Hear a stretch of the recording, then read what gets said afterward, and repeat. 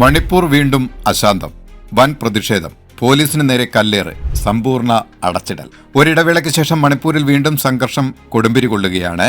മണിപ്പൂരിലെ ചരാൻപൂർ ജില്ലയിലാണ് പ്രക്ഷോഭങ്ങൾ അരങ്ങേറിയത്. BJP സർക്കാരിന്റെ രൂപീകരണവും കുക്കി നേതാക്കൾ സർക്കാരിന്റെ ഭാഗമായതുമാണ് സംഘർഷങ്ങൾക്ക് വഴിവെച്ചത്. കുക്കി നേതാവായ നെംച കിപ്ഗിനെ ഉപമുഖ്യമന്ത്രിയാക്കിയതിനാണ് പ്രക്ഷോഭകരെ ചൊടിപ്പിച്ചിരിക്കുന്നത്. ഇപ്പോൾ പ്രത്യേക ഭരണസമിതി എന്ന ദീർഘകാല ആവശ്യം പരിഗണിക്കപ്പെട്ടതിൽ ടൂയി ബോണ്ട് ബസാറിന് സമീപം തടിച്ചുകൂടിയ പ്രക്ഷോഭകർ പുതിയ സർക്കാരിനെതിരെ പ്രതിഷേധിക്കുകയായിരുന്നു. കിപ്ഗാനെതിരെ മുദ്രാവാക്യങ്ങൾ ഉയർത്തിയ പ്രതിഷേധിക്കാൻ മരങ്ങളും ടയറുകളും കത്തിച്ച് റോഡുകൾ തടയാൻ ശ്രമിച്ചു.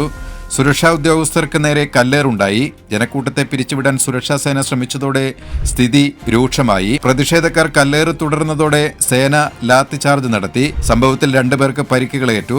കാര്യമായ വസ്തുനഷ്ടം സ്ഥിരീകരിച്ചിട്ടില്ല.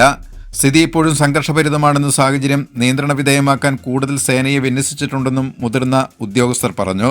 കാങ്പോക്പിയിൽ നിന്നുള്ള നെംച കിപ്ഗൺ ഉപമുഖ്യമന്ത്രിയായി സത്യപ്രതിജ്ഞ ചെയ്ത ബുധനാഴ്ച വൈകുന്നേരം മുതൽ ജില്ലയിൽ സംഘർഷം പുകയുന്നുണ്ടായിരുന്നു.